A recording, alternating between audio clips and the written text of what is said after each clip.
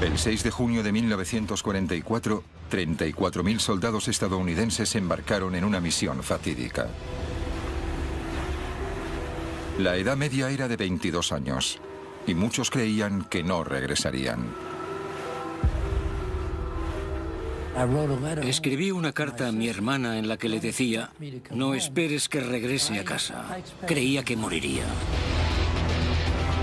En 1944 los nazis ocupaban Europa.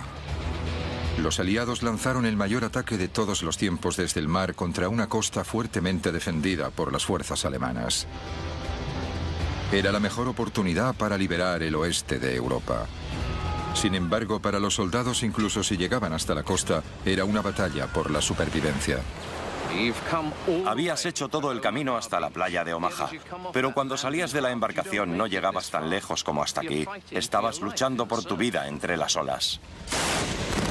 Esta es la épica historia de la batalla de 12 horas por la playa de Omaha. Su corazón les decía que hacían lo correcto, no solo para su país, no solo para sus familias, sino también para el mundo entero. Pero uno de los puntos de inflexión de la historia moderna gira en torno a algunos factores sorprendentes y unas tácticas extraordinarias. No solo dependía del poder del hombre y de las armas más avanzadas, sino también de magos, invenciones extravagantes como tanques que podían navegar o paracaidistas explosivos, y de los espías que enviaban mensajes secretos en palomas mensajeras. Era una batalla en la que las vidas de miles de soldados estadounidenses pendían de la precisión de la previsión del tiempo o del diseño de la hebilla del paracaídas. A pesar de los ingeniosos instrumentos tácticos y de las estrategias, a lo largo de una desprotegida superficie de arena de un centenar de metros, las armas más poderosas de la guerra siguen siendo el liderazgo y la valentía.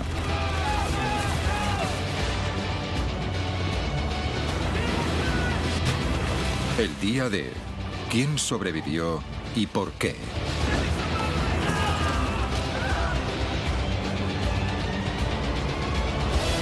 El día del desembarco.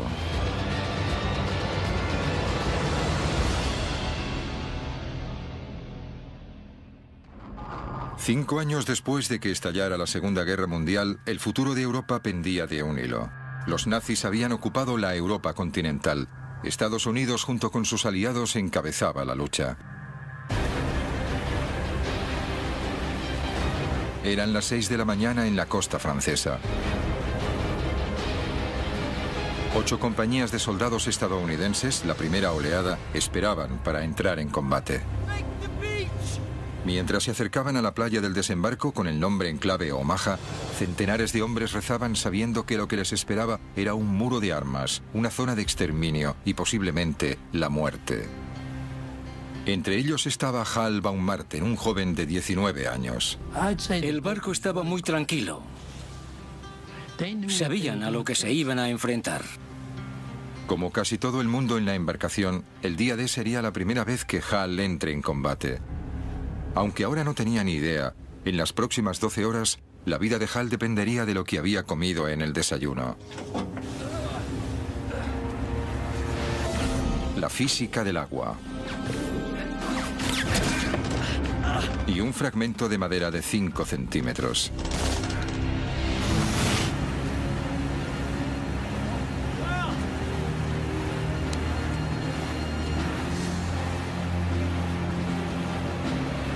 Justo un año antes, Hal estaba estudiando en la Universidad de Nueva York. Era un prometedor jugador de béisbol. Entonces fue reclutado. Escribí una carta a mi hermana. No esperes que vuelva a casa. Creía que moriría. Una de las razones por la que Hal quería luchar era por su fe. Soy judío y había visto todas las noticias. Los alemanes iban de pueblo en pueblo y obligaban a las personas a llevar las estrellas de David. Como todos los soldados judíos, a Hal se le dio la opción de cambiar su placa. De ese modo, si era capturado, podía evitar la persecución nazi. Pero Hal tenía otras ideas. Dibujé una gran estrella de David en la parte trasera de la chaqueta con las palabras El Bronx, Nueva York, escritas alrededor. Así no tendrían ningún problema en identificarme. Hal y sus compañeros se dirigían a la playa de Omaha.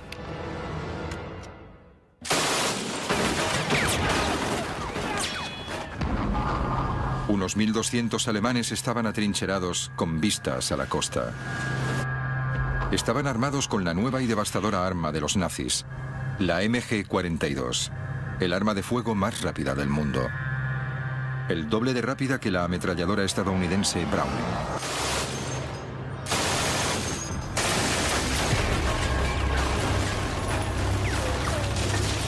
La MG-42 era tan rápida que no se podían escuchar los disparos por separado. Se la conocía como la cremallera de Hitler porque producía un ruido parecido a desgarrar ropa. La cadencia proviene de su diseño revolucionario. En cualquier arma, las balas están colocadas en un cerrojo. Pero los alemanes descubrieron que si el cerrojo se encuentra en pequeños rodillos, se incrementa la velocidad de recarga de las balas. Esto significa que puede disparar hasta 1.500 balas por minuto.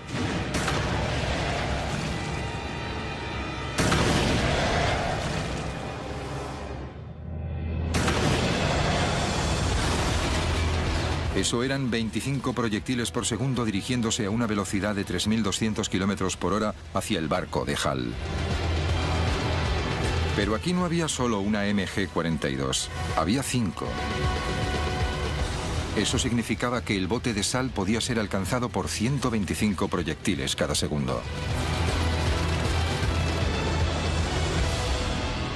Cuando un soldado usa tácticamente esa ametralladora del modo correcto, es una verdadera pesadilla. Una de las primeras cosas que tienes que hacer en el combate es buscar la ametralladora del enemigo e inutilizarla. Inutilizarla inmediatamente. Hal y los otros hombres debían inutilizar esas armas.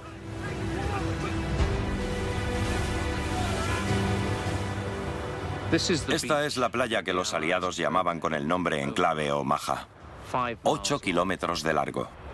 Y al amanecer del 6 de junio de 1944, la embarcación se estaba acercando. Era la punta del iceberg de la mayor operación anfibia jamás organizada. Se acercaron a la playa bajo un fuego intenso. Entraba tanta agua en el bote que empezaban a hundirse.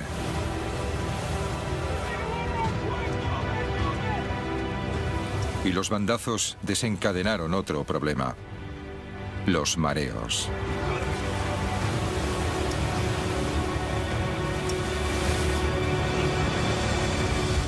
Cuando achicábamos agua y vómito. El mareo es peligroso para cualquier persona que viaje en barco, pero aquí podía significar la muerte. Y todo porque la Marina quería dar a las tropas que se dirigían hacia Omaha un tratamiento especial.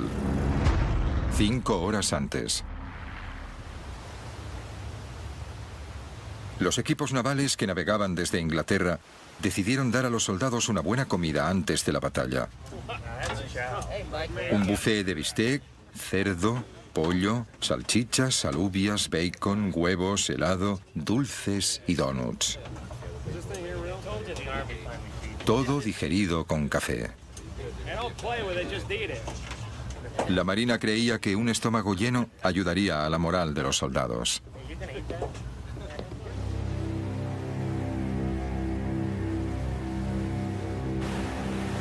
Hal se saltó el desayuno y solo comió una barrita de chocolate.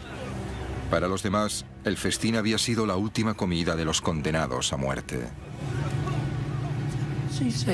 Diría que el mareo afectó al 60% de sus capacidades de lucha. Al llegar a la playa de Omaha, muchos estaban debilitados. Y ocurría en el peor momento.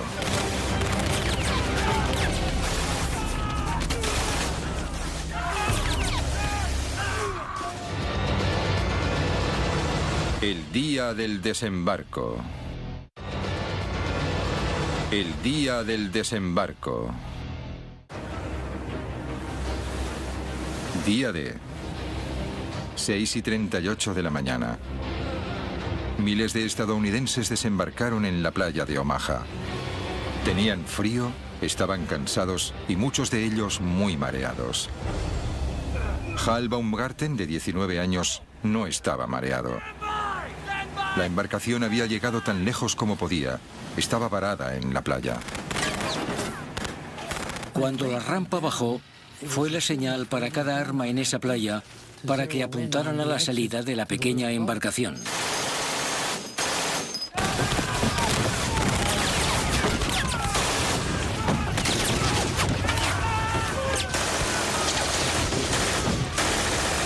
El fuego de las ametralladoras alemanas alcanzaba las rampas de salida de las embarcaciones, reduciendo sin piedad el número de hombres.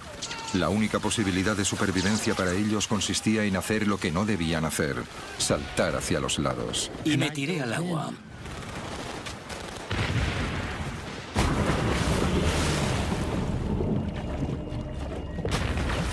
Mareados y con un equipamiento que pesaba 45 kilos, los hombres desesperadamente saltaron al agua que alcanzaba los 3 metros de profundidad.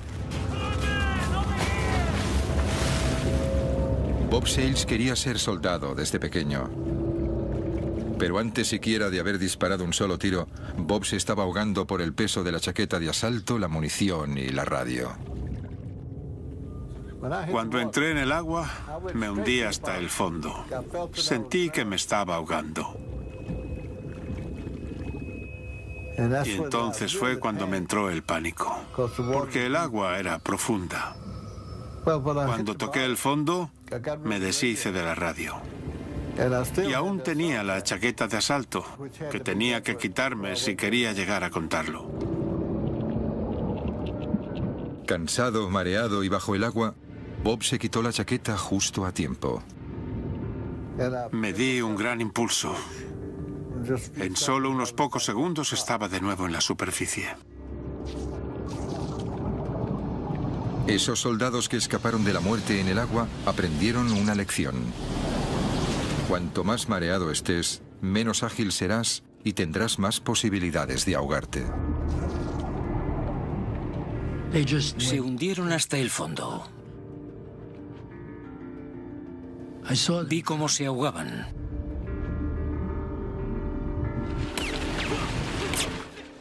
Hal solo comió una barrita de chocolate para desayunar y no estaba mareado. Pero como todos los soldados que no se habían ahogado, se enfrentaba a otro peligro en el agua. El incesante torrente de proyectiles que se dirigían hacia ellos a 900 metros por segundo. Sobrevivir a ese caos dependía de la física, porque ahora era el agua lo que podía salvarlos.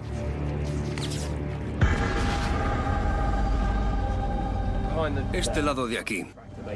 Bien, manos a la obra. Charlie Adcock es un experto en balística que está llevando a cabo un experimento para descubrir qué pasa cuando los proyectiles de una MG-42 golpean el agua, y usa tecnología del siglo XXI para hacerlo.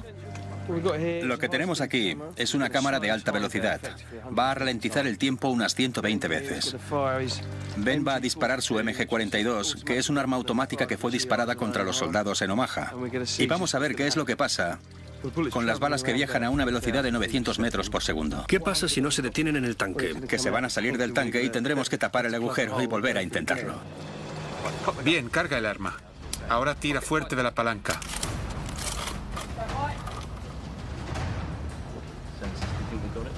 Tres, dos, uno.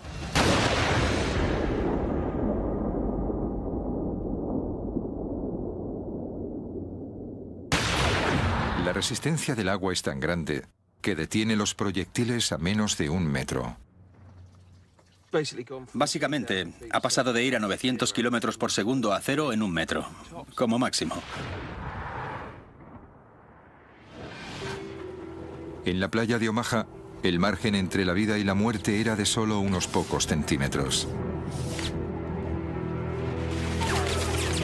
Si los proyectiles golpeaban el agua a 30 centímetros, estabas muerto. A 1 metro o más, estabas a salvo.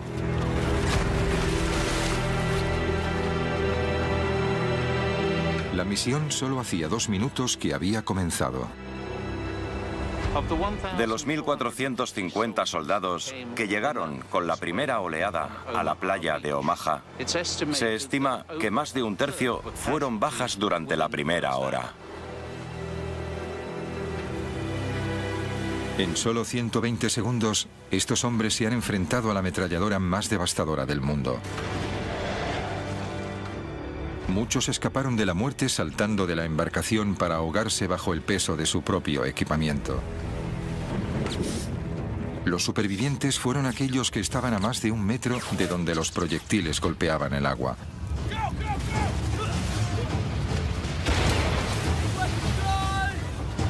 Hal Baumgarten estaba entre los afortunados.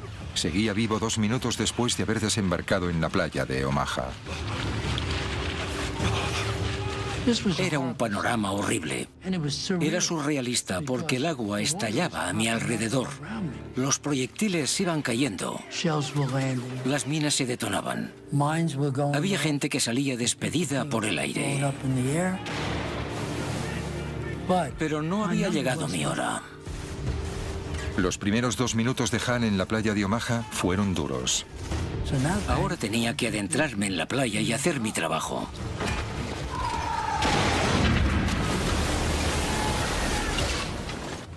Eran las 6:42 de la mañana, 10 minutos después del desembarco. Las cosas iban muy mal.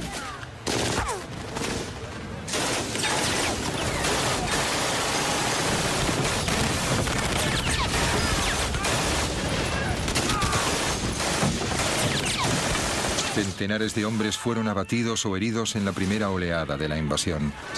Muchos otros chapoteaban en el agua y aún no habían alcanzado la zona más difícil, la playa.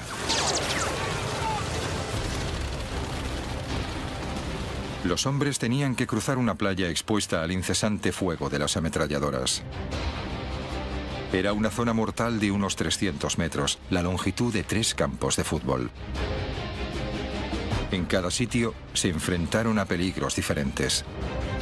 Durante los primeros 182 metros tenían que pasar por diferentes obstáculos. A partir de los 240 metros había un dique e hileras de alambradas. Y luego estaban los campos de minas con unas 17.000 minas.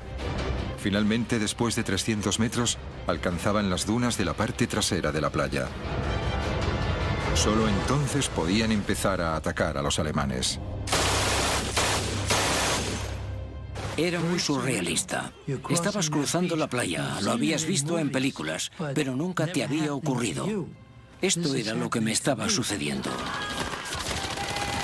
La infantería estaba sola y desprotegida en la playa, pero había un plan para ayudarles, con tanques. Si los aliados podían poner tanques en la playa por delante de los soldados, podrían darles cobertura y atacar las defensas alemanas. Pero la embarcación que llevaba los tanques era vulnerable. Ellos mismos necesitaban un modo de conseguir que los tanques llegaran a la playa. Así que los inventores aliados concibieron una idea ingeniosa. Un tanque sumergible, es decir, un tanque DD. Un vehículo de asalto anfibio. El tanque DD fue una idea alocada que surgió de repente en medio de una época de guerra. Fue un artilugio de Rube Goldberg. Era un tanque Sherman normal, conducido con propulsores en el agua, con una pantalla de lona sujetada por cilindros neumáticos. Y lo más increíble de esto es que funcionó. En los meses anteriores al día D se probaron los tanques anfibios y pasaron las pruebas con éxito. Se usarían para alcanzar la costa durante el asalto, surgiendo del agua para sorprender a los alemanes. Al comienzo del día D, los tanques se encontraban a 5.500 metros de la costa, en una gigantesca embarcación. Uno de los comandantes de los tanques era el sargento Don Lucy, de 24 años. Era el más joven de los 6 hijos de una gran familia irlandesa de California. Don era un gigante de 1,80 m que amaba a su pastor alemán Duke. Todo el mundo conocía a Don como Babe. El trabajo de Don consistía en hacer que un tanque DD alcanzara la playa de Omaha, uno de un grupo de 32. Una vez en la playa, debería de haber un tanque cada 45 metros, lo que proporcionaba cobertura a la infantería. Pero había un problema. Las olas alcanzaban los 2 metros. Los tanques anfibios no se habían probado bajo estas condiciones. Habían trabajado en un lago o un muelle tranquilos, pero era algo completamente diferente cuando el mar estaba revuelto. Era casi un suicidio, pero los planificadores no tenían elección. En las semanas antes del día D, los aliados habían reunido en secreto un gran ejército al sur de la Gran Bretaña. Cualquier retraso incrementaba las posibilidades de que los alemanes descubriesen su plan. Mientras tanto, la meteorología había sido mala durante días con fuertes rachas de viento y precipitaciones. Los aliados no podían lanzarse bajo esas condiciones. Necesitaban que mejorase y pronto. Fueron malas noticias para los planes de los aliados porque la invasión no podía esperar. Los alemanes descubrirían pronto los planes. Era un gran problema. De repente, desde el Atlántico Norte llegó información secreta. Barcos especiales. No estaban aquí para luchar, sino para medir el viento y la presión atmosférica. Ofrecían pistas sobre el tiempo que iba a hacer a 3.200 kilómetros de distancia, en el Canal de la Mancha. Enviaron poca información, pero crucial. Las previsiones sugerían una tregua. Un día en el que el tiempo mejoraría ligeramente. El 6 de junio. El éxito de la invasión y las vidas de miles de soldados estadounidenses dependía de la precisión de una única previsión meteorológica a larga distancia. Con el tiempo en su contra, los líderes aliados probaron suerte.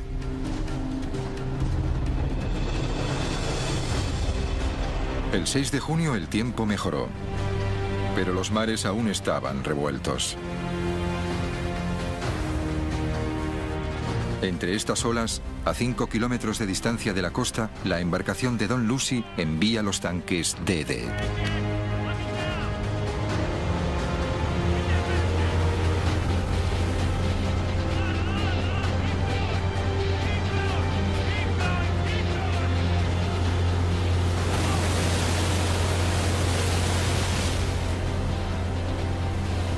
El tanque de Don flotaba y navegaba por ahora. Pero la lona no estaba diseñada para resistir olas de 2 metros. Casi de manera inmediata, el agua empezó a entrar a través de la lona. Y la tripulación empezó a achicar agua no solo para salvar el tanque, sino también para salvar sus propias vidas. Una vez se abría una brecha en la lona, era imposible mantenerse en el agua. Y el tanque comenzó a hundirse. El piloto que tenía que sacar el tanque DD tenía que salir de un agujero como este. No era fácil. El equipo de hombres estaba fuera. Tenía la oportunidad de salir, no el conductor. De 29 tanques DD que zarparon hacia la playa de Omaha, 27 se hundieron.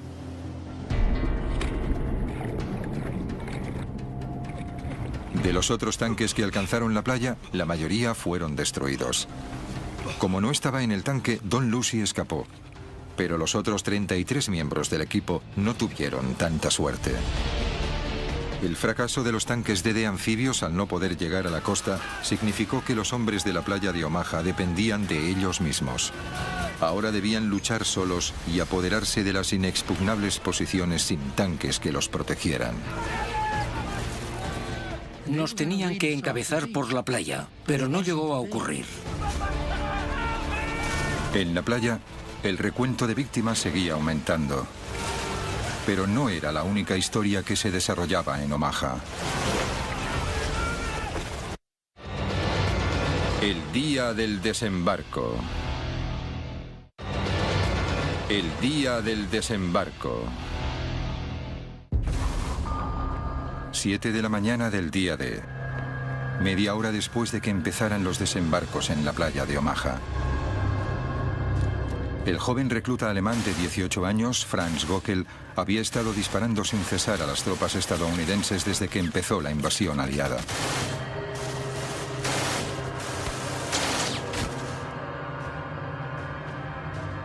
Göckel disparaba desde un búnker con vistas a la playa. Era parte de una red de 14 posiciones fortificadas construidas en lo alto de las dunas. Un producto de las previsiones militares alemanas. Pero cómo Göckel y los búnkeres llegaron hasta aquí se debe a una batalla de la inteligencia en el que estaban involucrados un mago británico poco conocido y uno de los mayores tácticos militares del mundo. Göckel fue uno de los 20.000 soldados que tenían que defender Normandía. Justo un año antes estaba trabajando para la empresa de su padre cerca del Valle del Ruhr, arreglando tejados dañados por las bombas aliadas. Pero como otros alemanes, fue llamado a filas en la máquina de guerra de Hitler, 6 meses antes.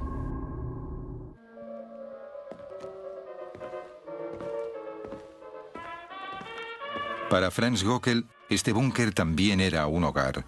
Dentro de este puesto de guardia de cemento, sus camaradas y él dormían, comían, escuchaban música y se relajaban. Cuando llegó el día D, hacía meses que estaban allí. El hecho es que los soldados que fueron enviados a Normandía para vigilar las defensas atlánticas consideraban que era un trabajo fácil. Tenías buena comida, unos aposentos cómodos y un entorno agradable. No estabas luchando muy duro en la guerra. De hecho, ninguno de ellos pensó que serían llamados para defender esta costa de una invasión. Los soldados no estaban solos. Muy pocos altos cargos alemanes creyeron que los aliados atacarían la costa de Normandía. Pero de hecho, fueron víctimas de uno de los mayores engaños de la historia militar. El famoso ilusionista Jasper Maskelyne. Soy suficientemente mayor para mostraros... Y este es el hombre que sirvió de inspiración. Si me disculpáis, tengo que tomarme la medicación. Jasper Maskelyne era un conspirador e ilusionista profesional. Jasper Maskelyne venía de una familia de magos, de una larga línea, de una dinastía, si lo preferís, que fue muy famosa en la época victoriana. Cuando estalló la guerra, Maskelyne quería usar sus habilidades mágicas para ayudar en la lucha contra los nazis. Y aquí está. Se le cita diciendo que si se puede engañar a la gente en el teatro mientras centraba toda la atención bajo los focos a poca distancia del público, creyó estar seguro de poder engañar a los observadores alemanes a varios kilómetros de distancia.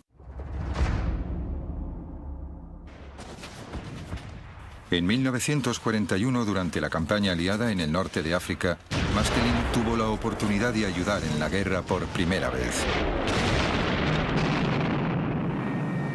Se unió a un grupo secreto llamado A-Force para desarrollar tácticas militares de cobertura. Su nombre en clave era el Grupo Mágico. No podía haber una mezcla más rara de personas. Había de todo, desde restauradores de arte hasta pintores y utileros. Todo lo que esperarías. Pero también había químicos, ingenieros eléctricos y todo tipo de profesiones. Y todos sus talentos venían de diferentes cosas. En el norte de África, los aliados necesitaban toda la ayuda posible. Estaban perdiendo en la campaña.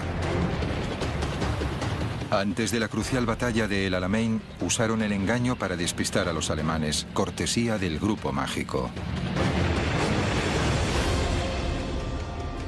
El Grupo Mágico usó camuflaje e ilusiones, que hizo que los todoterreno pareciesen tanques y los tanques pareciesen camiones. Crearon un ejército falso y engañaron a los alemanes para que creyeran que los aliados atacarían por el sur en lugar de por el norte. Y el truco funcionó. Los aliados ganaron en el Alamein y consiguieron que la campaña del norte de África fuese a su favor. En Egipto, la ciudad de Alejandría estaba siendo fuertemente bombardeada en ataques nocturnos. El Grupo Mágico diseñó un plan para dejar a oscuras toda la ciudad. Entonces construyeron una maqueta de Alejandría con luces falsas a 4 kilómetros de la costa y engañaron a los bombarderos, que atacaron una bahía vacía.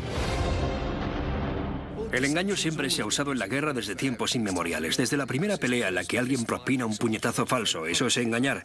Pero lo que Maskelyne y su grupo hicieron fue, por así decirlo, usar la tecnología de la época para empezar. En ese sentido era un hombre de su época, pero también proporcionó un aire teatral.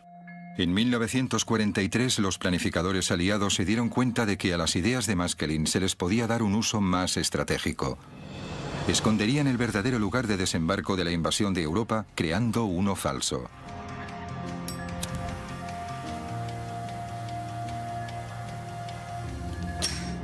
Los aliados querían invadir las playas de Normandía, pero para reducir las defensas alemanas elaboraron una táctica compleja al sugerir cruzar el Canal de la Mancha por la zona más estrecha, el Pas de Calais. Usaron las tácticas de Maskelyne para juntar un ejército falso al sureste de Inglaterra, enfrente de Calais. Crearon edificios falsos y embarcaciones falsas. Incluso tenían tanques inflables. Hicieron que el general Patton realizara varias visitas con la esperanza que el espionaje alemán se diera cuenta, o que con todo el equipo falso, un avión de reconocimiento lo viera y se convenciera de que había una construcción en ese lugar, cuando de hecho nunca existió.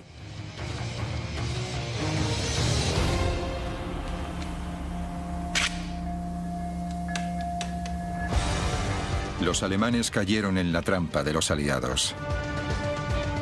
En los meses anteriores al día D, el mando nazi desplazó la mayoría de sus divisiones de tanques y gran parte de su infantería de Normandía hacia el Pas de Calais, a 240 kilómetros de distancia.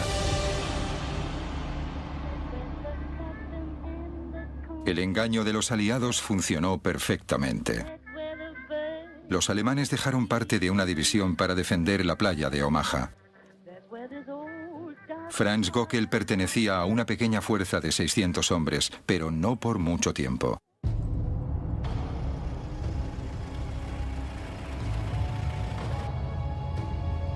Entró en escena Erwin Rommel, comandante de todas las defensas alemanas a lo largo de la costa norte de Francia.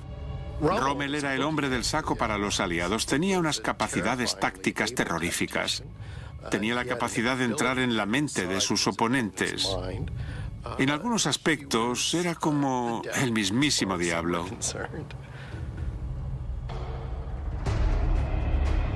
La reputación de Rommel se debe principalmente a que luchó en el desierto con recursos mínimos. Y venció a los aliados una vez tras otra. Rommel no era el típico soldado. Disfrutaba haciendo fotografías. Le gustaban los animales, en especial su mascota Ajax, un teckel. Incluso tocaba el violín. Y lo más importante, era un maestro estratega y un comandante habilidoso.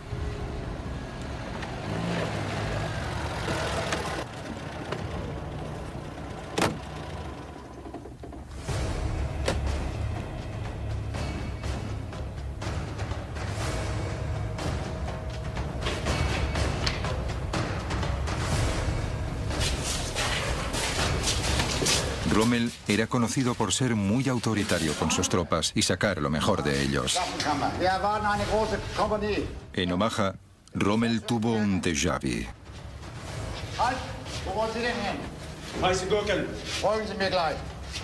Rommel llegó a Omaha y tuvo algún tipo de revelación.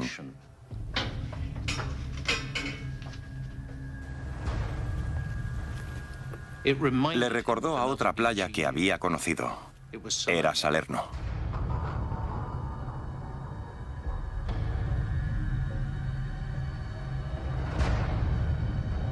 Salerno era la playa en la que los aliados invadieron con éxito Italia en 1943.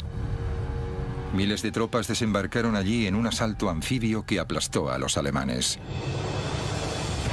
Como la playa de Salerno, la de Omaha tenía la misma forma y también poca pendiente. Ambas características eran ideales para una embarcación que se acercara a la playa desde el Canal de la Mancha. Rommel pensó que estas eran el mismo tipo de características que los aliados escogerían a la hora de invadir Francia. Basándose en eso, Rommel decidió reforzar la playa.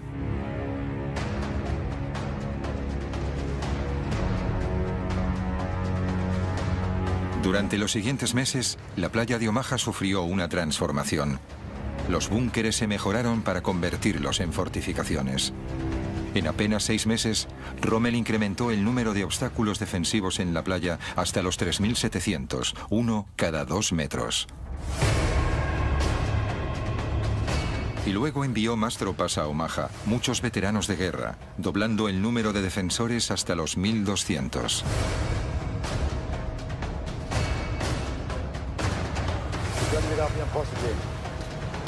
Rommel transformó un lugar costero tranquilo en una fortaleza formidable con posiciones de lucha desde las que se veían grandes partes de la playa. El día D.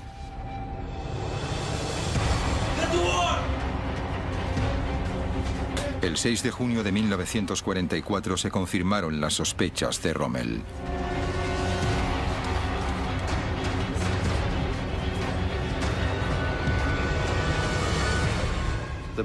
Los hombres que miraban desde el fortín debieron de sentir una mezcla de miedo y emoción.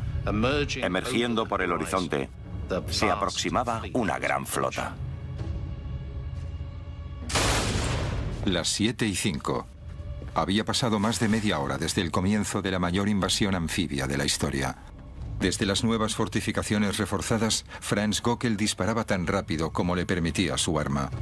No sabía cuántos hombres había matado hasta que los cuerpos empezaron a ser arrastrados a la playa. Era el día D y la muerte se decidía en un combate de ingenio. Inicialmente, los aliados consiguieron ocultar el lugar del desembarco a los alemanes. Pero las tácticas de Rommel eliminaron cualquier ventaja que hubieran ganado gracias a este engaño, con consecuencias devastadoras. Ahora, Hal Baumgarten estaba al comienzo de la zona mortal de la playa de Omaha. En medio del caos, Hal vio a Robert Garvett, su mejor amigo en el ejército.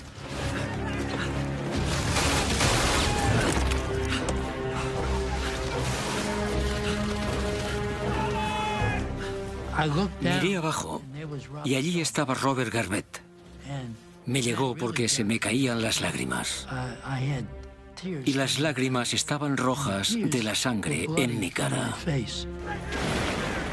Para los soldados estadounidenses, las primeras horas de la invasión de la playa de Omaha fueron un verdadero infierno. Pero se suponía que no tenía que ser así. De hecho, los aliados tenían un plan para eliminar todas las fuerzas defensivas alemanas. Pero algo les detuvo. El día del desembarco. El día del desembarco.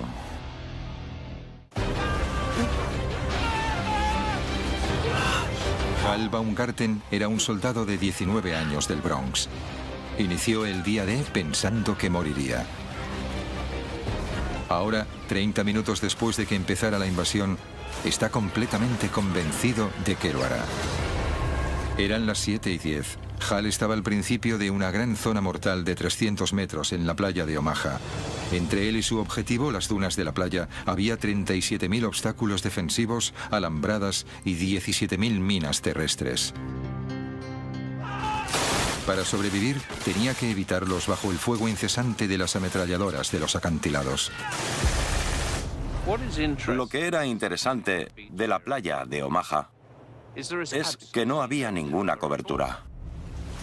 Se podían usar algunos obstáculos o los cuerpos de tus compañeros muertos.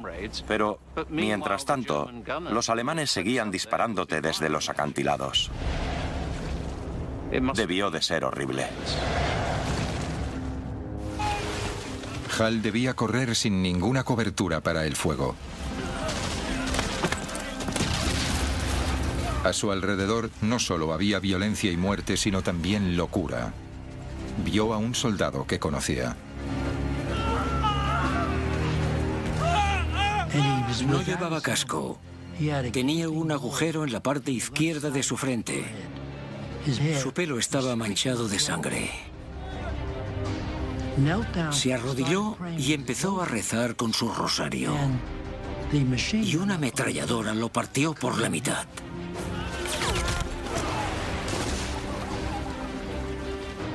Fue horrible. Era difícil ver partes de cuerpos de personas que conocíamos. Se podía oler la carne quemada. Había hombres que gritaban a sus madres. Era una escena horrible. Una escena horrible que estaba a punto de empeorar. Entre los otros testigos del caos había un joven médico, Virgil Mounds.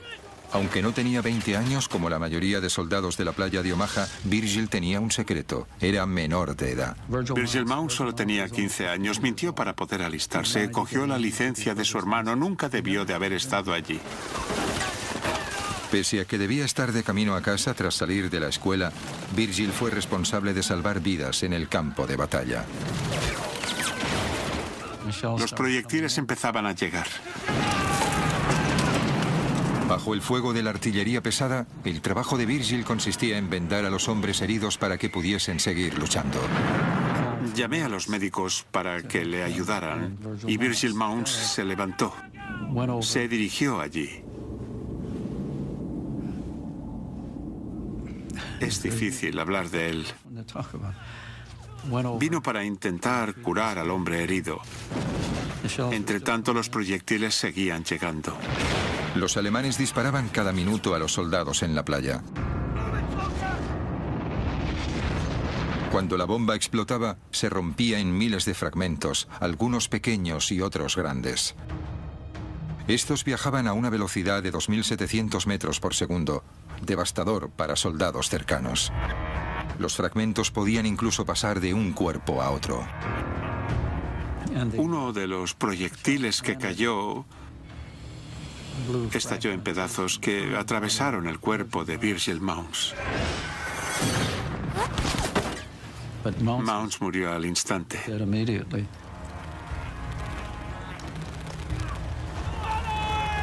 Eso es algo que no puedo olvidar.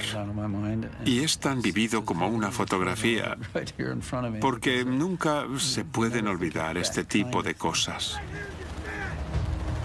A pesar de la trágica muerte de Virgil Mounds, la verdadera tragedia es que pudo haberse evitado.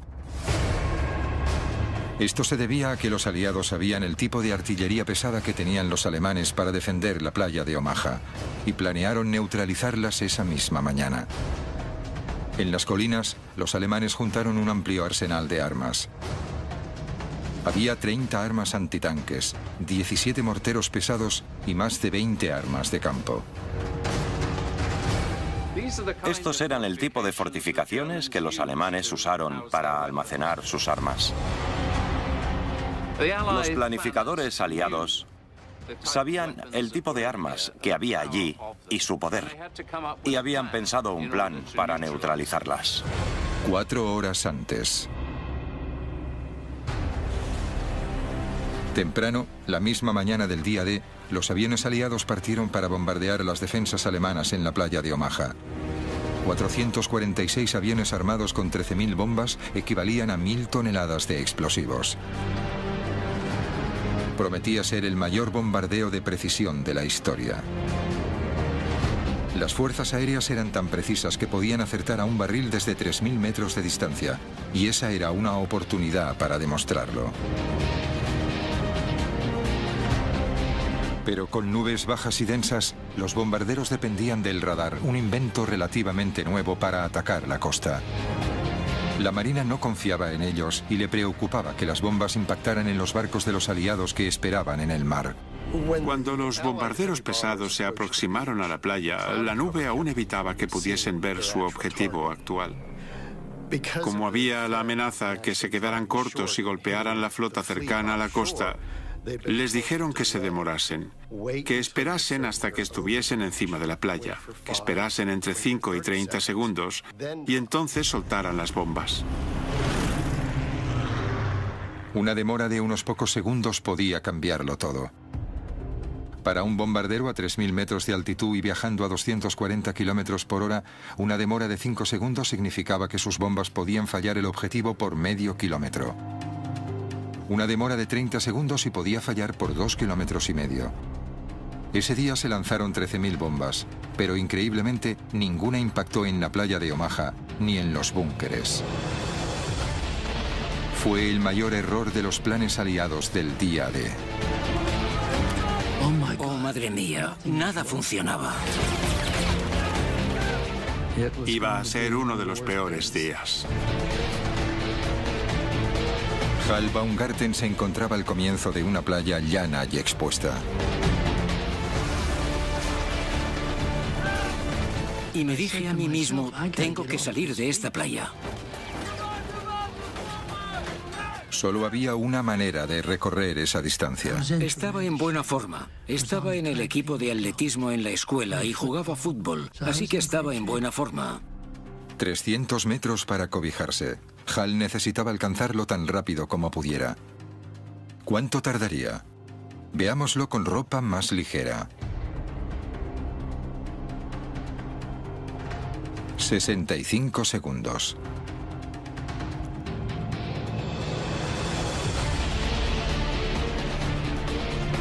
Pero los soldados de Omaha llevaban 45 kilos de equipamiento, cargaban con el rifle y la munición y estaban empapados.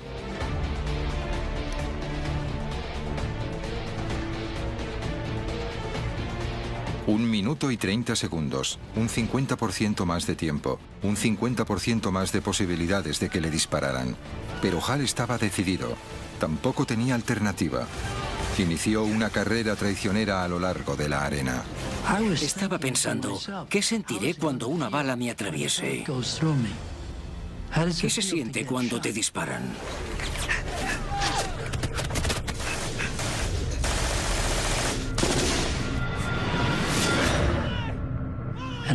Y escuché un ruido sordo a mi derecha. Así que me tiré en la arena detrás del erizo. Esperaba que fuese mi brazo o mi pierna, no mi cuerpo. Giré mi rifle.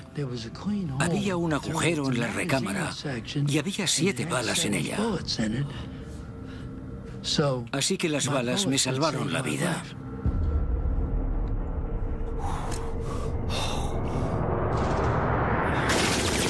Salvado por una recámara.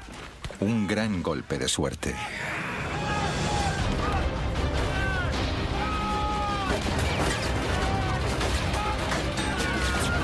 Una hora después de desembarcar como parte de la invasión anfibia más grande de la historia, los soldados estadounidenses se encontraron a las puertas de la muerte en una playa de Omaha llena de cadáveres ensangrentados. Los alemanes demostraron ser un enemigo más duro de lo que esperaban. A lo largo de la costa había cierta cantidad de nidos de ametralladoras escondidos en el terreno rocoso, entre los cuales había 5 ametralladoras alemanas de 155 milímetros que podían eliminar cualquier cosa en un radio de 24 kilómetros. Podían arrasar Omaha y la cercana playa de Utah, así como abatir las embarcaciones de los aliados que llegaban para ayudar en la invasión. Esas armas podían eliminar los transportes a medida que se acercaban a la costa. Cada transporte llevaba miles de soldados, y dentro de ese radio de 24 kilómetros eran vulnerables.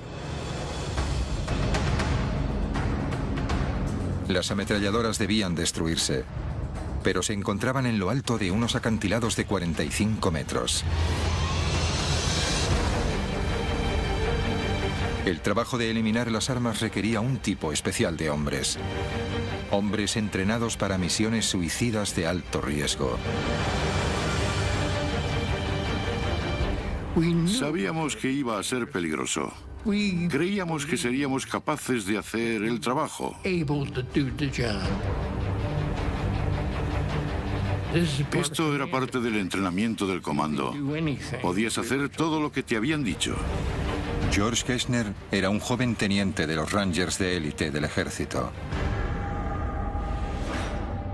Antes de la guerra, George había dejado el instituto y trabajaba en una heladería. Cuando esta estalló, se alistó en el ejército y su vida cambió. Demostró ser un candidato excepcional para oficial y fue aceptado en los Rangers para las operaciones especiales. Durante los 6 meses de entrenamiento, George ocultó un secreto a sus compañeros por miedo a que le costase su ingreso en la unidad de élite. Pero ahora, momentos antes de desembarcar en la playa de Omaha, descubrió que no era el único. Ver al enemigo y dispararle se volvió mucho más importante cuando ellos te estaban disparando a ti. Los Rangers debían escalar unos acantilados de 45 metros bajo un fuego incesante. Dada la dificultad, sabían que muy pocos volverían de la misión. Cualquier asalto a un acantilado es un reto si es que no es de por sí uno de los objetivos más difíciles que conquistar. Tenías que escalar hasta lo alto de un acantilado de 45 metros mientras te disparaban. Y cuando llegabas arriba, tenías que llegar hasta las mismas armas. Diría que en una escala de complejidad del 1 al 10, donde 10 era la más alta, eso tenía un 10. Para ayudar a los hombres en esta misión, los Rangers tenían un equipamiento especial. Mientras entrenaban en Inglaterra, construyeron arpeos que se dispararían con morteros. Durante meses, practicaron disparando estos hacia acantilados y luego escalaron las cuerdas. Pero durante las prácticas no fueron el blanco de ametralladoras y francotiradores que les disparaban constantemente. El primer trabajo de los Rangers sería cruzar la playa hacia los acantilados. La ametralladora a nuestra izquierda, en lo alto del acantilado, abrió fuego sobre nosotros mientras salíamos de la embarcación. E hirieron a 2 hombres cerca de mí. De gravedad. Me dispararon en el costado. Y el médico miró y me dijo, te lo vendo y estará bien. No ha dado en nada importante. Nunca lo conseguiremos. Me giré y dije, esto es un gran error. Nunca conseguiremos subir esos acantilados. Mientras los proyectiles volaban por encima de ellos, los Rangers devolvieron el fuego. Montaron su arma secreta, el arpeo propulsado por cohete. Pero en el momento clave, el lanzamiento falló.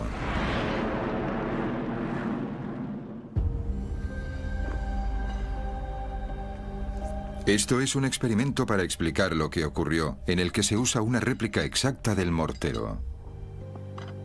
Lo que vamos a hacer es que vamos a insertar el arpeo en el mortero.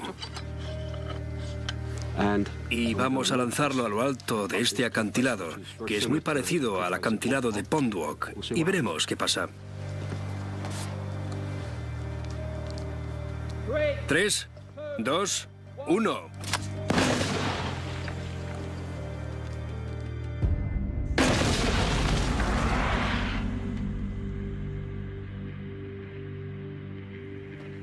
Igual que los morteros del entrenamiento de los Rangers, este lanza el arpeo y la cuerda por encima de los 45 metros de los acantilados. Pero en el día D, en Pond Walk, había una diferencia crucial. Esa mañana, los Rangers esperaron 3 horas en la embarcación antes de ir a la costa. Durante ese tiempo, las cuerdas se empaparon de agua del mar.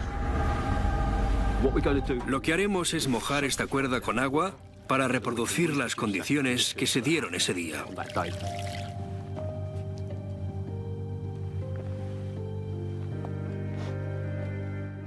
3, 2, 1.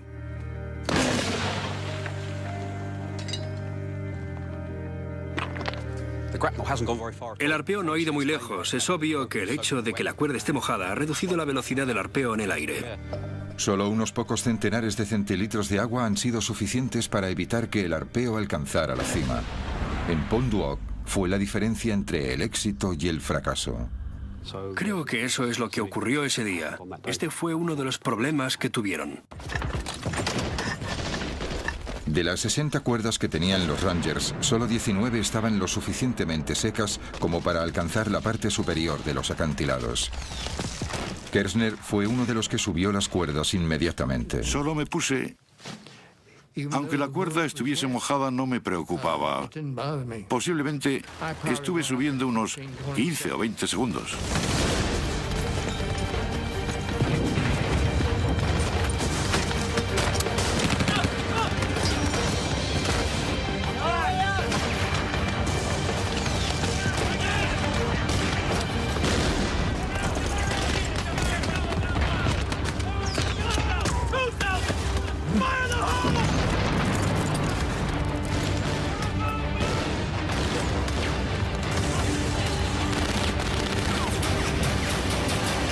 En lo alto del acantilado la batalla continuaba.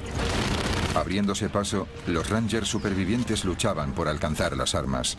Finalmente las encontraron. Pero Kershner y sus camaradas estaban a punto de ver algo que les sorprendería. Los Rangers habían luchado a través del fuego de las armas pesadas y hubo 20 bajas hasta llegar allí. Todo para descubrir que los alemanes les habían engañado. No había artillería, solo unos cuantos postes telegráficos. Allí había soldados que se habían preparado para ello durante meses. Estaban decididos a tener éxito. Estaban rebosantes de adrenalina y cuando alcanzaron el objetivo descubrieron que todo fue en vano. Debieron de estar hechos polvo. Ahora, los desmoralizados Rangers se daban cuenta de que se enfrentaban a un enemigo con un temible poder de fuego y que también eran habilidosos en el engaño. Un enemigo que estaba a punto de desplegar todo su arsenal en la playa de Omaha.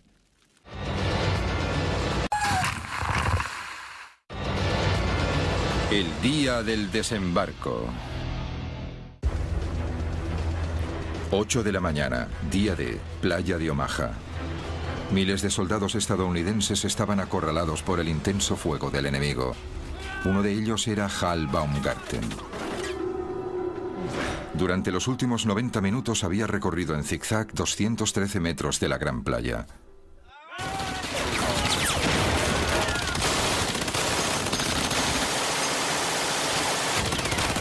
Durante ese tiempo, había visto a hombres ser abatidos por las ametralladoras. Casi se ahoga y escapó de la muerte por pocos centímetros. Ahora llegaba el bombardeo de la artillería. Era aterrador.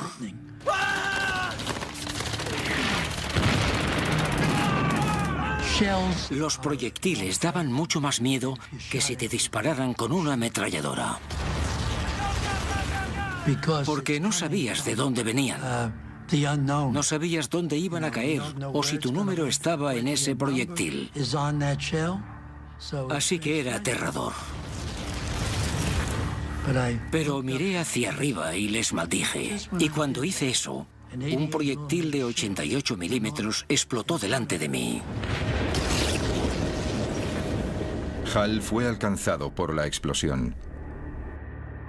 El fuego de la artillería hería y mataba de dos formas diferentes. Una era por la metralla, restos de metal calientes que volaban a 11.000 kilómetros por hora. Cuando un proyectil impactaba, lanzaba metralla incandescente hacia todas partes. Era como miles de balas que iban por todos lados al mismo tiempo y atravesaban cuerpos humanos con la misma facilidad que un cuchillo corta la mantequilla. La metralla era el peligro evidente de la artillería. De hecho, mi propio padre, Eric Ashcroft, fue herido por metralla cuando estaba desembarcando en otra playa, la playa de la Espada, esa misma mañana. Otra forma de matar que tenía la artillería era acústicamente, la liberación de una onda de choque. No era más que aire supercomprimido que era empujado a centenares de metros por segundo. Pero para un soldado en la playa, era devastador. Era catcher y alguna vez alguno me golpeó con el bate de béisbol. Eso es lo que sentí. Ni siquiera tenía que darte. Una primera oleada de esa explosión podía destrozarte los órganos hasta el punto que podías morirte sin ni siquiera saber que te estabas muriendo. Nadie sería capaz de decir que te habían alcanzado. Aunque sobrevivió, la metralla y la onda de choque casi le arrancan media mejilla a Hal. A las 8:30, 2 horas después del comienzo del día D, el ataque de los estadounidenses a la playa de Omaha estaba desorganizado. La derrota parecía evidente. Pero tras las líneas alemanas, un grupo de valientes civiles llevaban a cabo una lucha clandestina. La resistencia francesa. En los meses anteriores al día D, la resistencia francesa empezó a incrementar la operación de espionaje sobre los movimientos de las tropas alemanas para comunicarla a los aliados. Los espías de la resistencia se centraron en particular en las nuevas defensas que los alemanes habían construido a lo largo de las playas del día D, pero era un trabajo arriesgado. Había 200.000 soldados nazis que buscaban cualquier indicio de espionaje. Así que la resistencia francesa tenía que ser creativa en su operación de espionaje. El artista Robert Dwan ayudó pintando paisajes y colocando mensajes ocultos en sus imágenes. Estaba haciendo con sigilo el mapa de las fortificaciones costeras alemanas. El miembro de la resistencia, Jean Marion, enviaba mensajes a los aliados mediante palomas mensajeras, de Francia a Londres en solo 4 horas. A medida que el día D se acercaba, los miembros de la resistencia incrementaron su actividad saboteando las comunicaciones alemanas. Destruyeron las líneas de telégrafos y volaron trenes.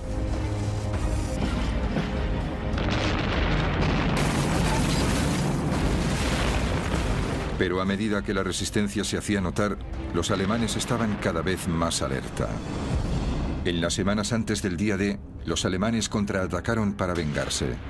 Dispararon a las palomas mensajeras.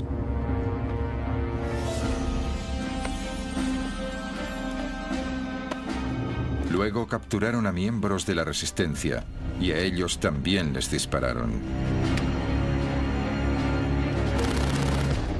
En ese momento, la resistencia ya había causado mucho daño. En la playa, sin comunicaciones, los alemanes tenían dificultades para pedir refuerzos. Solo las fuerzas aliadas pudieron abrirse paso en Omaha.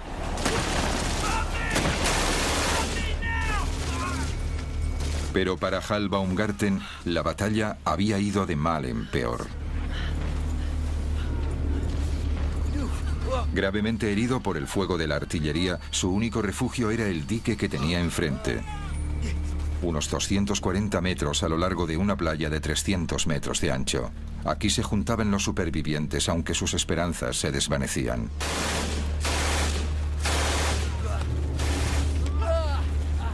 Éramos un equipo orgulloso. Estábamos bien entrenados. Estábamos bien disciplinados. Creíamos que nadie podría derrotarnos.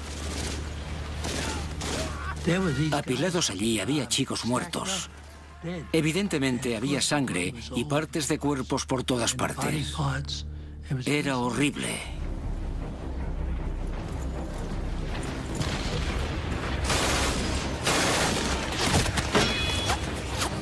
Me pregunté, ¿por qué no yo? ¿Cuándo me atravesará una bala?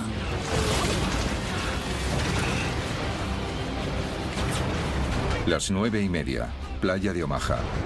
Habían pasado 3 horas desde el inicio de la invasión del día D. El asalto estadounidense se estaba desintegrando bajo la lluvia alemana de balas y bombas. Entre los que luchaban por sobrevivir estaba el sargento de 19 años, Bob Slaughter. Era un estudiante y no había acabado el instituto. Supongo que decidimos que queríamos tener una aventura. Y puedo decirte que tuvimos más de lo que habíamos planeado. Bob y sus compañeros estaban arrinconados en el dique y reinaba la confusión. Perdimos a nuestros oficiales, perdimos a nuestros compañeros. No teníamos ningún líder. Éramos solo un puñado de chicos como yo que hacíamos lo mejor que podíamos. Los hombres estaban asediados desde 2 flancos. Por delante, el incesante fuego de los alemanes. Por detrás, las olas que se acercaban rápidamente. A las 9:30, el mar cubría la mayor parte de la playa, lo que dejó a miles de hombres desesperados apiñados en un trozo estrecho de tierra de apenas 9 metros de ancho.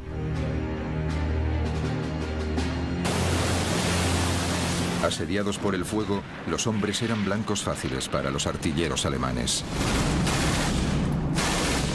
Pero hubo ayuda de otros soldados aliados tierra adentro. 8 horas antes.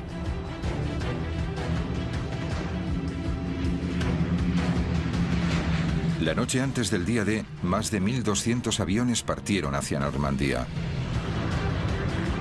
Los aliados querían proteger a la infantería en las playas de un contraataque alemán. Y lanzaron un gran ataque aéreo preventivo. Era la primera oleada de paracaidistas. Pero no eran soldados normales. Medían 1 metro, estaban hechos de goma y llevaban bombas incorporadas. Los aliados lanzaron unos maniquís paracaidistas diseñados para engañar a los alemanes. Estallaban en llamas al aterrizar mientras las fuerzas especiales emitían el sonido de disparos a través de altavoces para simular un ataque aún mayor. Los alemanes cayeron en la trampa. Así que se enviaron a los reservas alemanes para interceptar estos muñecos explosivos. Se enviaron centenares de hombres en una dirección cuando debían dirigirse en la dirección opuesta.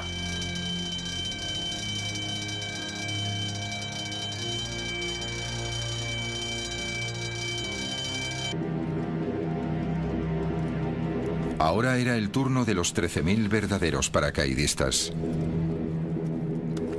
Esta era la 101ª División Aerotransportada. Pat Macri era un paracaidista de 20 años. En el momento en que regresara a Inglaterra, 1 de cada 5 de sus compañeros habría muerto o le habrían herido. El avión de Pat se acercaba a la zona de salto.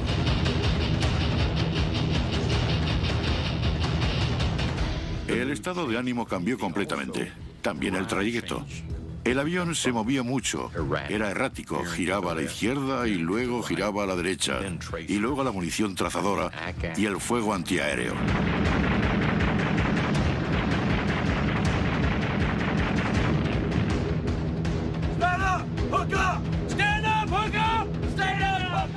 Se santiguaban, rezaban. Había llegado el momento. Comprobabas el hombre que tenías delante y le dabas una palmadita en la espalda. ¿Está todo el mundo bien? Claro que sí. Te ponías frente a la puerta y no había casi ninguna pausa. Éramos como un líquido que goteaba fuera del avión. De repente se activó el sistema de apertura automático del paracaídas. Se desplegaba y se producía un tremendo tirón. Entonces tuve una sensación de paz y tranquilidad.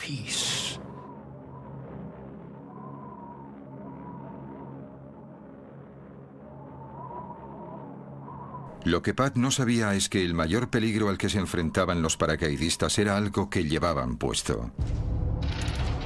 Y un plan elaborado por el comandante alemán Erwin Rommel. Para ponérselo más difícil a la división aerotransportada de una fuerza invasora, Rommel ordenó a los alemanes que inundaran centenares de kilómetros cuadrados de campo, haciendo que 2 de los grandes ríos de Normandía se salieran de su cauce.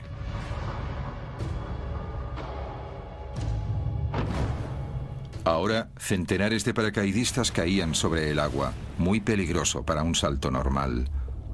Estos soldados llevaban cada uno un equipamiento de 45 kilos. La supervivencia dependía de si podían escapar de su arnés. En el día D, los paracaidistas aliados aterrizaron en ambos lados de la cabeza de la playa. Los estadounidenses en un lado y los británicos en el otro. El equipamiento estadounidense tenía 3 hebillas y una correa. El británico, un único mecanismo de apertura rápido que les permitía salir de su arnés.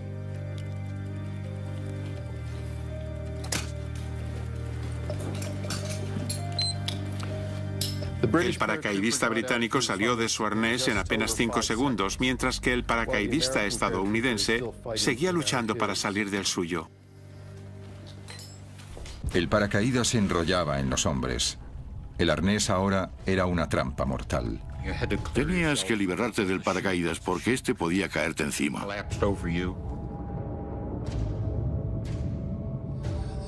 Si no hacías nada en pocos segundos, sería el fin de tu vida. No había ningún sistema rápido. Tenías que alcanzar el fondo y liberar una pierna y luego la otra. Era un peligro tremendo. De los 13.000 paracaidistas que saltaron, muchos centenares se ahogaron. Perdimos muchos soldados, buenas personas. Para muchos soldados el diseño de su hebilla era la diferencia entre la vida y la muerte.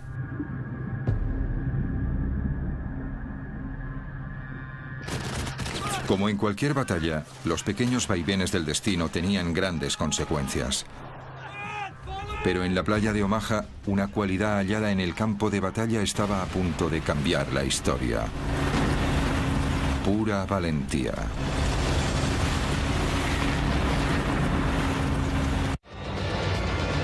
El día del desembarco. El día del desembarco. 10:30, día D. La invasión de Normandía en la playa de Omaha estaba fracasando. Miles de soldados estadounidenses estaban muertos o heridos por las balas y bombas alemanas. También por el mareo que los había debilitado antes de la batalla. Ahogados debido al peso de su equipamiento. Los tanques anfibios que se hundieron en el mar. Y los arneses de los paracaídas que no se soltaban bajo el agua. Los soldados luchaban contra muchas adversidades. En la playa, el soldado Hal Baumgarten evaluaba la situación. Creía que estábamos perdiendo, solo era cuestión de tiempo. Se me pasó por la cabeza que la invasión había fracasado. Pero un hombre observaba fuera de la costa. Vio que sin liderazgo y fe, la misión de Omaha fracasaría. Con 51 años, era el soldado de más edad, el general Norman Dutch Cota. Procedía de una familia humilde. En el ejército fue aceptado en West Point, donde sobresalió. Más tarde se casó con la prima de Eleanor Roosevelt. Ahora que estaba a unos pocos centenares de metros de la playa de Omaha, Cota se dio cuenta de que era el momento crucial de su carrera y decidió actuar. Cota sabía que tenía 3 prioridades. Una era inyectar algo de liderazgo. La segunda era sacar a sus hombres de la playa. Y la tercera era atacar a los alemanes.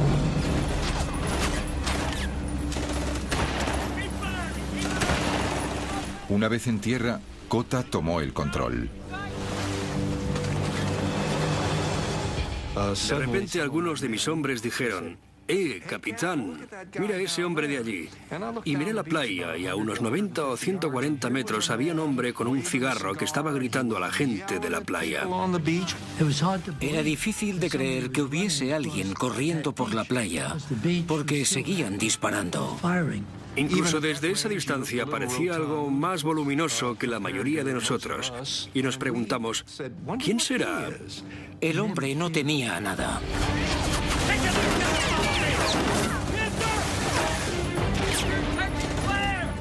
Lo que decidió en ese momento fue: bien, lo que tengo que hacer es tomar el mando de la situación porque veo muerte, destrucción y caos. Y tengo que hacerme cargo porque nadie lo hace. Cota estaba de pie hablando, animando a la gente, transmitiendo algo de su bravura a ellos. Dijo que no podíamos quedarnos, teníamos que ir tierra adentro. Mientras se alejaba de mí, se giró y me dijo: sé que no me vas a decepcionar. Pero el liderazgo también requería estrategia. Justo detrás del dique había 2 líneas de alambres de espino. Cota necesitaba que sus hombres los atravesasen y se dirigiesen al terreno que había detrás antes de poder atacar a los alemanes y los lugares en que estaban apostadas las armas. Atravesar la primera línea de alambradas era relativamente fácil. La dificultad estaba en cortar la segunda línea, 9 metros más arriba en la colina. Pero Cota tenía una respuesta.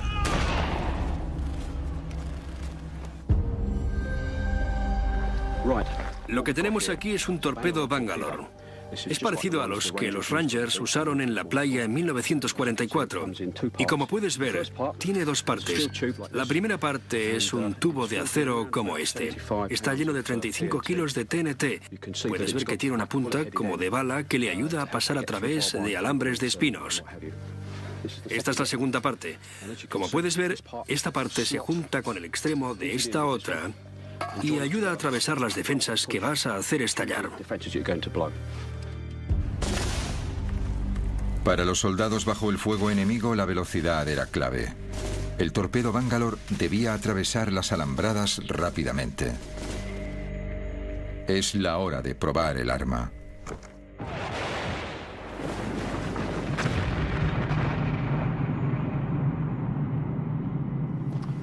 El torpedo Bangalore ha hecho pedazos un canal justo donde pasaba el alambre de espinos. De hecho, ha hecho estallar ambos lados del alambre de espino del canal. Se pueden oler los explosivos, puedes ver la decoloración y que lo ha cortado, ya no está.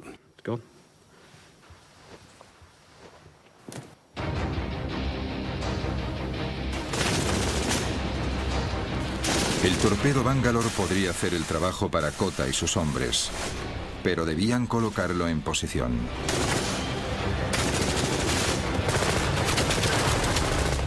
Y los primeros hombres en intentarlo fueron abatidos. La ayuda estaba mar adentro. 12 naves de guerra que eran capaces de disparar a los búnkeres alemanes para ayudar a los hombres de la playa de Omaha.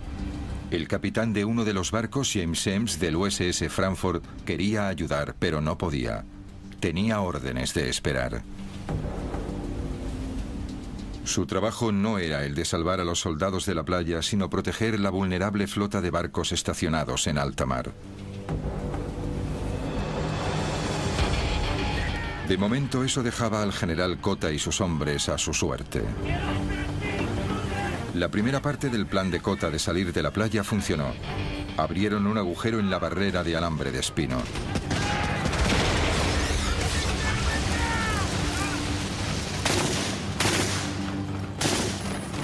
Pero esperándoles en lo alto de la colina había una ametralladora MG-42 que disparaba 25 balas por segundo.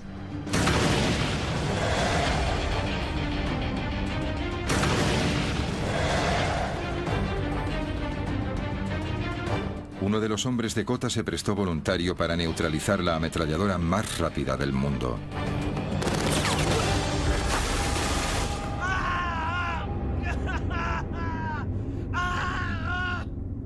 Imagina que eres Kota. Por segunda vez te encuentras en un momento crítico. Un hombre ha recibido un disparo y grita agónicamente. Tus otros soldados te observan y dudan. ¿Qué harías?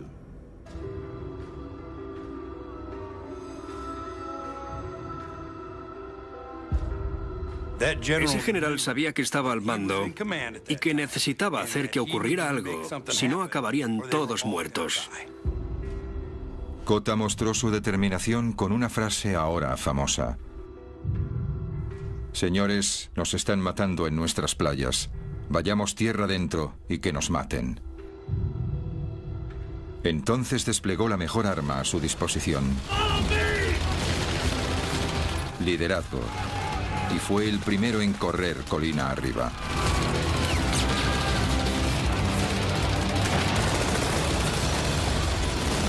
La decisión de un comandante conllevó una acción que inspiró a sus hombres. Demostró ser un punto de inflexión en la batalla por la playa de Omaha.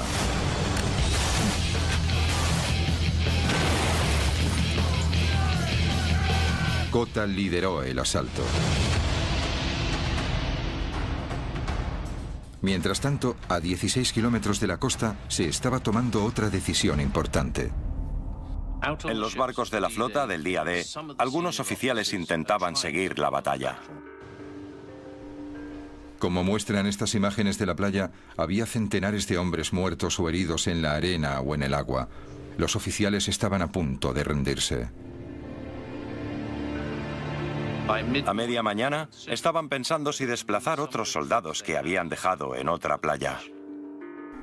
Los oficiales se enfrentaban a un dilema estratégico: utilizar sus destructores para proteger los barcos o usarlos para atacar a los alemanes en la playa.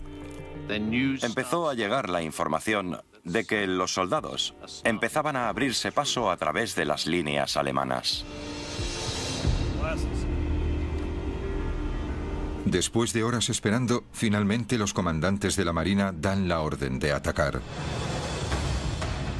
Se le permitió al comandante James Semmes del USS Frankfurt dirigirse a toda velocidad hacia la costa.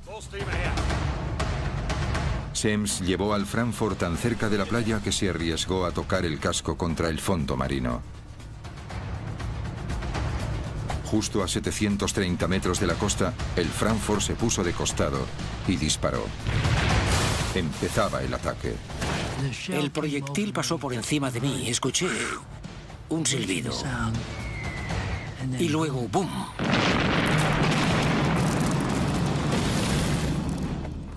Podías escuchar el destructor. Bum, bum, bum, bum, bum, bum. Lo que querías hacer era darle la mano al capitán de ese barco. Para los hombres fue un momento de alivio. Otros 11 barcos de guerra se unieron al ataque. Después de horas enfrentándose a una derrota inminente, la batalla de la playa de Omaha finalmente se ha decantado a favor de los estadounidenses. Día del desembarco. Día D, playa de Omaha. Un momento y un lugar en que la más mínima decisión podía marcar la diferencia entre la vida y la muerte. En las embarcaciones en alta mar, ¿ingieres un desayuno completo o no? Si lo haces, puede significar que te marees. Y que te ahogues antes incluso de que llegues a la playa. Había una terrible ironía. Habías hecho todo el camino hasta Omaha para luchar por tu país. Pero cuando salías de la embarcación, no llegabas tan lejos. Tenías que luchar por tu vida en el agua. Una vez en el agua, la diferencia entre un proyectil que te mataba y uno que fallaba era de unos centímetros. Lo que parecía extraordinario era que si una bala golpeaba el agua a un palmo de distancia de ti, estabas muerto. Pero si golpeaba el agua a 1 metro de ti, estabas a salvo. Pero el día D estuvo a punto de no suceder. Durante días, unas tormentas violentas hicieron que el mar estuviese demasiado revuelto para un desembarco anfibio. Los meteorólogos estaban desesperados buscando una tregua. Entonces llegó información secreta desde el Atlántico. Las lecturas sugerían que podía haber un pequeño intervalo, un único día, en que el tiempo mejoraría ligeramente. Así que las vidas de miles de soldados estadounidenses dependían de un simple informe meteorológico. Y entonces estaba la playa. Solo 300 metros de ancho. Suficientemente cortos como para cruzar en apenas 1 minuto si no fuese por esto, la MG-42. Su cadencia de disparo provenía de una pequeña pero revolucionaria innovación. En cualquier arma de fuego, las balas están encerradas en un cerrojo. Pero los alemanes descubrieron que si el cerrojo se encontraba en unos pequeños rodillos, se incrementaba mucho la velocidad a la que se recargaban las balas. Significó que el arma podía disparar 1500 balas por minuto. La MG-42 convirtió la playa de Omaha en 300 metros de carnicería. Algunos nunca llegaron a cruzarla. Otros tardaron horas. La diferencia entre la vida y la muerte podía ser tan delgada como la culata del arma. Giré mi rifle. Había un agujero en la parte de la recámara. Y allí había 6 balas. Es decir, que las balas me salvaron la vida. Tierra adentro, una vez más, las cosas pequeñas a menudo tenían el mayor de los impactos. Un arnés de paracaídas mal diseñado provocó que los paracaidistas se ahogaran en los campos inundados. Imagina cómo fue. Llevabas un arnés que incluso en tierra seca tendrías dificultades para quitártelo. Era terrorífico. Pero en la batalla, la valentía podía superar los golpes del destino. El general Cota y sus hombres se habían abierto paso. Ese hombre no temía nada. Con el respaldo del fuego naval, abrieron una ruta por el interior. Un ejército de hombres podía por fin entrar en Francia. Y empezó la liberación del oeste de Europa. Lo que fue más sorprendente es que en los días posteriores al día D, otros 200.000 hombres aterrizaron trayendo con ellos 3 millones de toneladas de suministros. Un ejercicio logístico de lo que nunca antes se había visto y que no se ha visto desde entonces. Esta es una fotografía aérea de la playa de Omaha tomada al mediodía del día D. Había marea alta. Se pueden ver las olas golpeando contra el dique, la embarcación, tanques abandonados y vehículos en el agua. Pero entre ellos también se pueden ver centenares de puntos. Cada uno es un cuerpo, un soldado estadounidense muerto y arrastrado por el agua hasta la playa.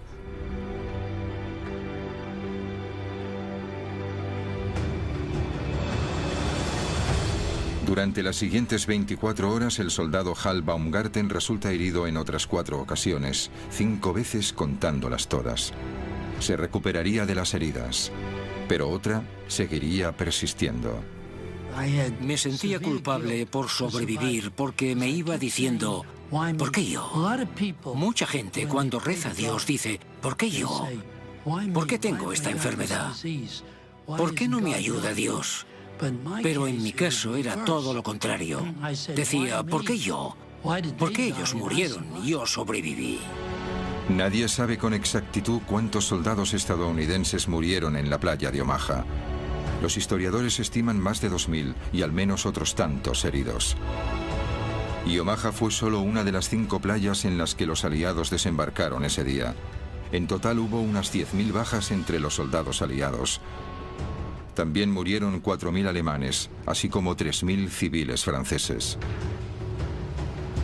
El día D fue una gran causa, quizá la más grande, pero para los países involucrados tuvo un precio muy alto, con vidas que fueron muy cortas y futuros que acabaron demasiado pronto.